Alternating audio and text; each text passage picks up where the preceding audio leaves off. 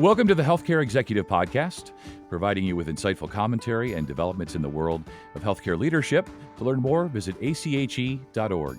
I'm your host, Scott Webb, and on today's podcast, we're discussing strategic collaborations in population health and advancing value-based care with Dr. Selwyn Rogers Jr., Chief Section of Trauma and Acute Care Surgery, Founding Director, Trauma Center, and Executive Vice President for Community Health Engagement with the University of Chicago. And I'm joined by Ryan McFadden. He's the head of Account-Based Solutions, Organized Provider Strategy with GSK, one of ACHE's premier corporate partners. Our premier corporate partners support ACHE's vision and mission to advance healthcare leadership excellence. So I want to welcome you both here today. We're talking strategic collaborations in population health and advancing value-based care. And what does that mean? That was a lot of words, but it's good to have you both here and have your expertise and explain all this to us. But before we get there, just want to have both of you introduce yourselves. So Dr. Rogers, I'll start with you. Maybe you can describe your roles, passions, priorities related to population health and value-based care. Thank you very much, Scott. My name is Dr. Selwyn Rogers Jr. I serve as a professor of surgery and chief of the Trauma and Acute Care Surgery Service at the University of Chicago Medicine. And I have an additional role directly related to the topic today, which is I serve as the Executive Vice President of Community Health Engagement. And in that work, we largely try to tackle the longstanding health disparities and inequities of outcomes of populations that we serve in the South Side of Chicago. Yeah, and it's great to have you here to speak directly to those disparities, and we're going to roll up our sleeves and dig in more. But before we get there, Ryan, just have you, introduce yourself, roles, passions, priorities, and your role in this conversation, maybe. Yeah, thanks, Scott. I appreciate it. And it's great to join Dr. Rogers today. So I have the privilege of representing the organized provider function at GSK. It's a group that was stood up a little over a year ago, largely to advance value-based care and population health initiatives through collaborations with health systems across the country. I've been in healthcare for over 20 years, different leadership roles in the life sciences space, but also spent a good portion of my career on the provider side of healthcare, led the BD function for a large academic medical center in Philadelphia for a while. So sort of a hybrid of experiences that hope contribute to the conversation today. Yeah, I'm sure you will. No pressure, of course, but we're going to try to get as much done as we can here in a length that's appropriate for listeners, of course. So good to have you both here. Good to learn about your roles and how you're going to fit into this conversation. And Ryan, I'll stay with you. I just want to get a sense of how has the acceleration of value-based care impacted your organizations and your strategic priorities? Yeah, it's a great question. And I think it's really at the core of everything that we do on a consistent basis. When I think about when the Affordable Care Act was passed into law 15 years ago and what it intended to do, right, to improve health outcomes, to reduce total cost of care, and to provide patients with an exceptional experience. I was on the provider side of the world about a year after the ACA passed into law, and I think those objectives were absolutely what we were driving toward, but at the time, relatively difficult to operationalize. When you think about the infrastructure required, right, to move from an exclusive model of acute care medicine into a hybrid of acute care, appropriate level of acute care, and also strong ambulatory footprint, which is really what value-based care is all about, right? It's matching the site of care to the acuity of patients. And so it took time, right? It took time from a workflow perspective, introducing the right type of capabilities into health systems, the right ambulatory infrastructure, and again, the capital required to deliver against those objectives. But we're largely there at this point, right? When you think about the last 3 to 5 years, there's been an acceleration. Right. A little over 60% of all volume currently in the U.S. is flowing through some type of alternative payment model, whether that's through a direct risk contract, an accountable care organization, a clinically integrated network, et cetera. So providers' worlds aren't changing, they've fundamentally changed. And so the question then becomes, can industry sort of watch that change happen or participate in it and help enable that change? And that's really the lens with which we approach a lot of our work at GSK, is how can we help enable that change? How can we help advance population health goals, prevention initiatives, and really focus on long-term durable collaborations, right? Yeah. Where we're looking at multi-year collaborations aligned to shared KPIs, et cetera. So our view is that, again, the healthcare delivery and how it's paid for isn't changing. It's fundamentally changed. And so how are we going to approach it? And we're excited to, I think, step forward into that work, and happy to highlight some of that work that we're doing today. Yeah, and I think you're right that you can feel that acceleration over the last 3 to 5 years or so. And I want to bring Dr. Rogers back here and get a sense, Doctor, how are you Chicago's strategic partnerships advancing your population's health goals? Scott, that's a great question. But following up on something Ryan said, I'll probably go back 25 years and bring up a National Academy of Medicine report called Crossing the Quality Chasm that basically outlined so many of the challenges in healthcare delivery, where the focus has largely been on what we do to patients and the large challenge or chasm between what we do and the outcomes that we desire for the patients that we serve. And defining value as quality over cost, which can sometimes be uncomfortable when you talk about healthcare costs, which have been steadily rising. If we try to focus on maximizing the quality per unit cost, we know that we have some challenges. And if we look at the population health level, we will ask ourselves, have we appreciably moved the needle to improve the health of populations? And partly because of how we pay for healthcare, that is, we pay for things that are done, not necessarily the prevention of things not happening. It makes it somewhat challenging to align the right incentives to get the right outcomes. Concretely, what does a patient want? They want to live a long, healthy life, Sure. ideally without disease. And if they have disease, how best to manage that disease in the most efficient, effective, patient centered, timely, safe way. And specifically here at the University of Chicago, where on the south side of Chicago, we have a relatively large population of patients who have many social determinants or social drivers of poor health outcomes. How can we as a health system realize that reality and affect better health outcomes for the patients? And some of the things that we've been increasingly focused on is establishing robust partnerships with community-based organizations through our community health workers program that basically tries to tackle a couple of things from the patient perspective. That is, if you have congestive heart failure, how can we keep you out of the emergency department, out of the hospital, which ultimately most patients would want ideally. And so we've been increasingly extending our reach to think of innovative ways that we can actually meet the needs from the patient perspective. That's just one example. Another one, and certainly interrupt me if you want me to expand, but another one is violence prevention or violence reduction.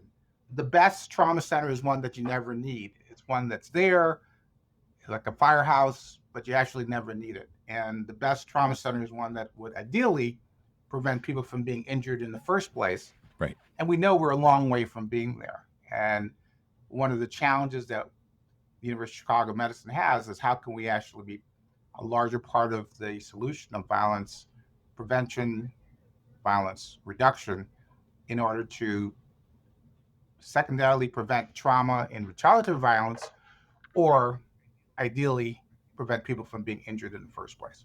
So then, Dr. Rogers, let's talk metrics or success indicators. In other words, how do you evaluate the impact of strategic collaborations on population health?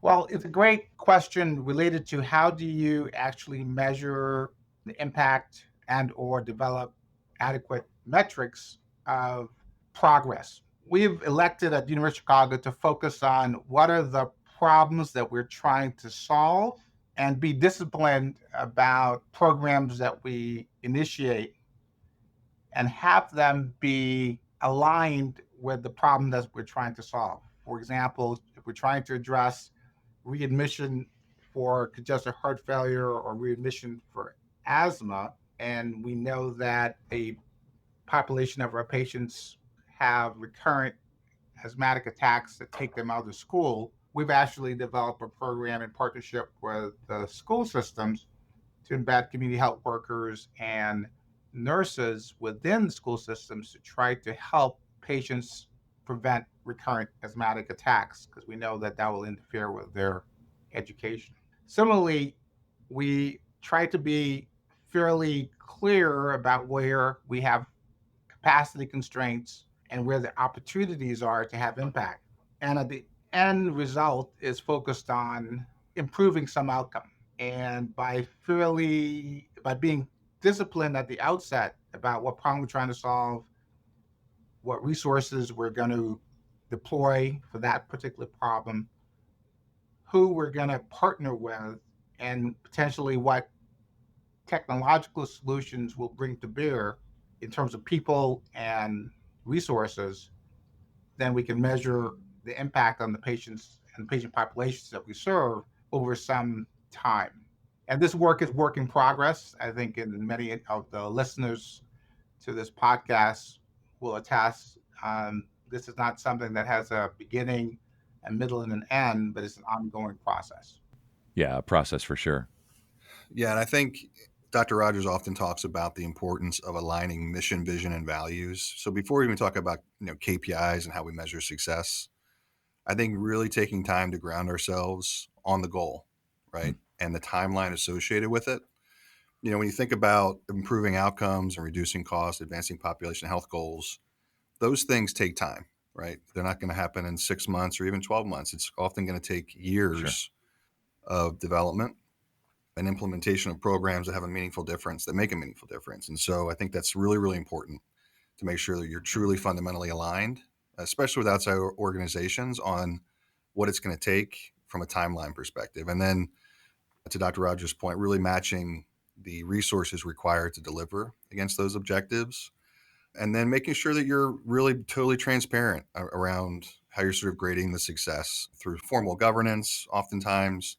And when we talk about shared KPIs, if we're focused on reducing readmission rates or inpatient days, increasing immunization rates, whatever it may be, making sure that we're working from the same data to make sure that we're having a meaningful impact over time. So we're truly aligned and not just what our objective is, but aligned from an infrastructure perspective, data perspective, et cetera. I think that's so important to make sure that we're singing off the same sheet of music.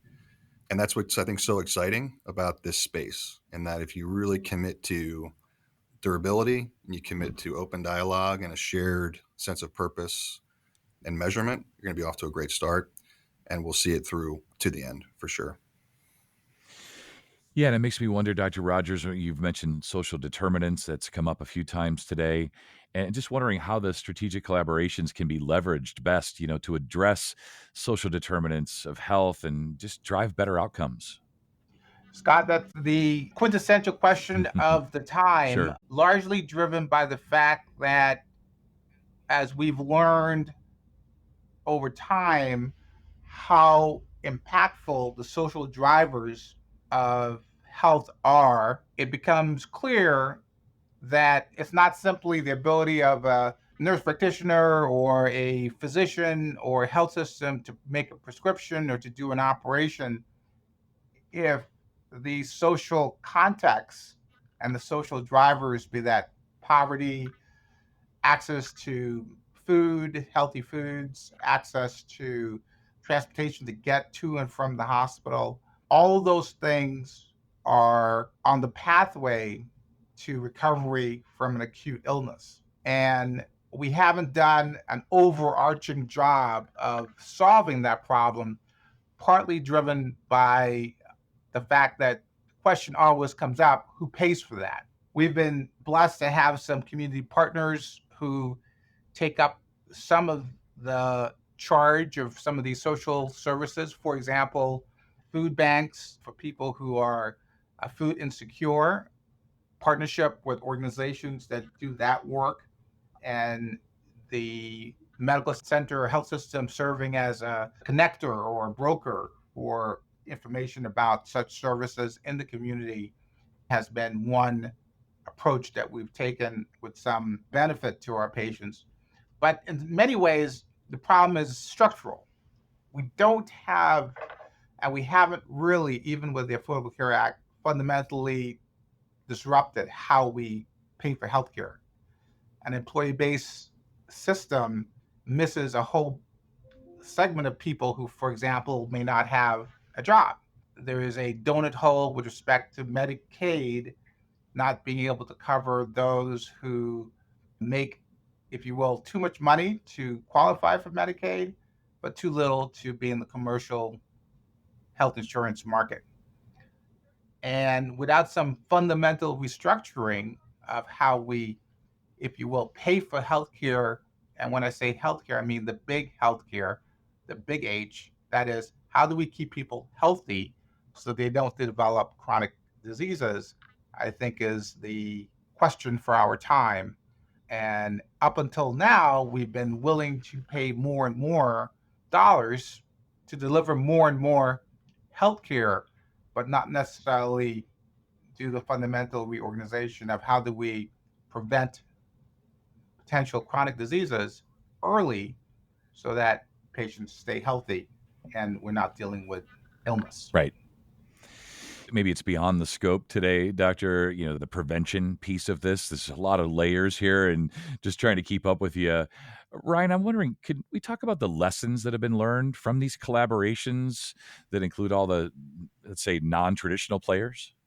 Scott, I think we've learned a lot over the past year and the current work that we're doing and the last 20 plus years in healthcare. I think so much of it comes down to the fundamentals. We talked about the importance of aligning on the front end, which is really so important. But I think there has to be also too an acknowledgement that healthcare delivery is a team sport.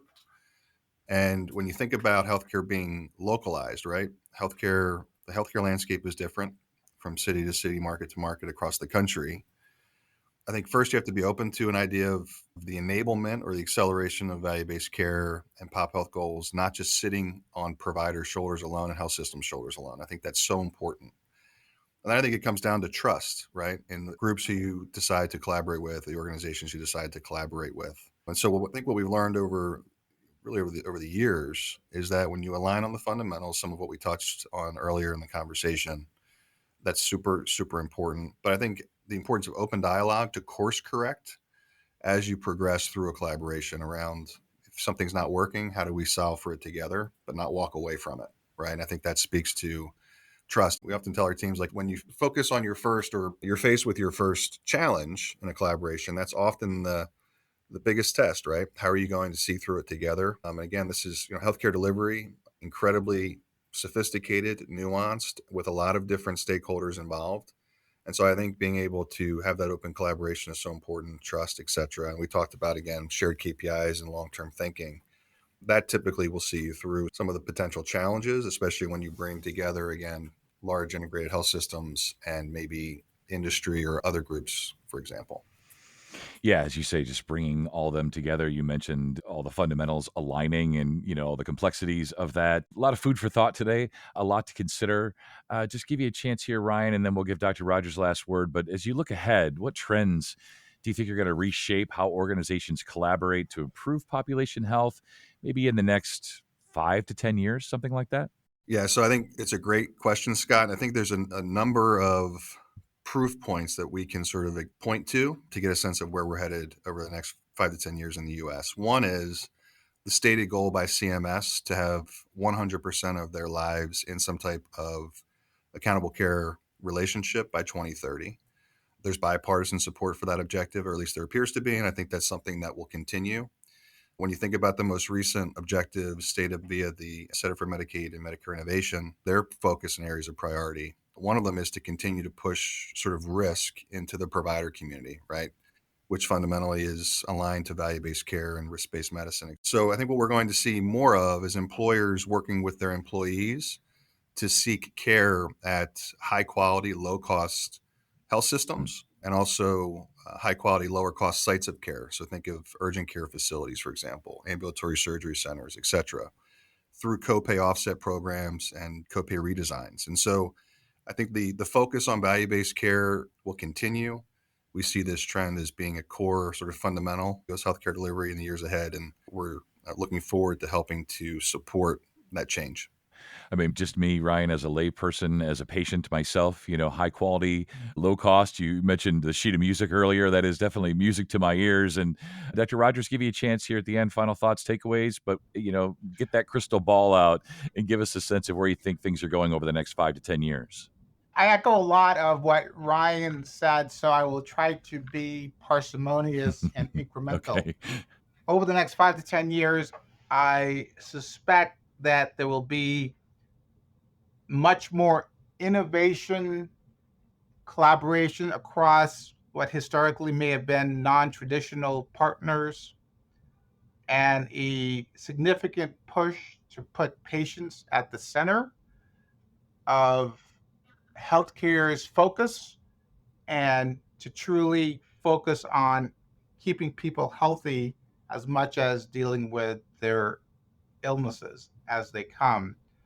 And as a very concrete example, in my world, as a trauma surgeon clinically, I take care of a lot of young Black men who are in their 20s and 30s, some of whom have undiagnosed hypertension or undiagnosed diabetes until they come to the hospital having been injured. And what's always amazing to me about that is that we know that there are things that we can do to both prevent onset of diabetes or delay its effects. Similarly, we can improve outcomes related to hypertension with relatively standard interventions that have been proven to be able to control people's blood pressures and prevent subsequent, over decades, end-stage renal disease, which costs a lot of money to be on dialysis, or end-stage heart disease, which also costs a lot of money to treat. And the natural question that I think we all should have is, why don't we do more? The progression of chronic diseases when someone presents with a creatinine of 1.5 in their late 20s. Right. Because the natural history of that, sadly, will be likely to be on dialysis and potentially need something like a kidney transplantation. Sure. And if we reframe our mind to pay more attention to how to prevent the progression of early disease to late disease through interventions, we probably would be better served. Ultimately, if I can quote the age-old adage, an ounce of prevention is worth a pound of cure, we may be able to bend the cost curve that's been escalating in how much money goes towards healthcare of our gross domestic product. I also think that innovation is going to demand disruption to some level, because the way we're currently doing things is not getting the results that we want. I mentioned at the top of the podcast the enduring impact of healthcare disparities and inequities. We really haven't moved the needle very much on those reality of disparities by race, ethnicity, socioeconomic status, and in some cases, gender.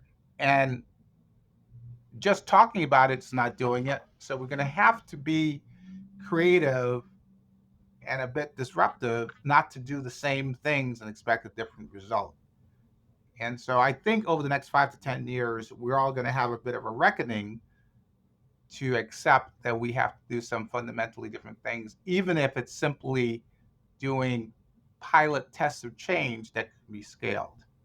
And then following up or augmenting something Ryan said, this is a team game. This is not a they problem or those people problem. This is a we problem and our problem. So how can we get everyone on the field, if you will, to work together to solve the most important problem, which is if we're not healthy, we can't maximize our potential. Yeah, just one of my many great takeaways today, Dr. Rogers, from this and from you and Ryan is, it is a we problem, right? And it is a work in progress. And it's just good to have these conversations, right? It's good that we're having this conversation, that folks are listening to this conversation, that, as you say, Dr. Rogers, that conversations are ongoing, but it may require more than talk. And maybe that's a different podcast. But for today, thank you both. Really appreciate your time. Thank you, Scott. Thank you, Ryan. Thank you, Dr. Rogers. Thanks, Scott. That's Dr. Selwyn Rogers, Jr. from the University of Chicago and GSK's Ryan McFadden. GSK is one of ACHE's premier corporate partners. Our premier corporate partners support ACHE's vision and mission to advance healthcare leadership excellence. If you enjoyed this podcast, please share it on your social channels, and please consider rating and reviewing our show. Thanks for listening.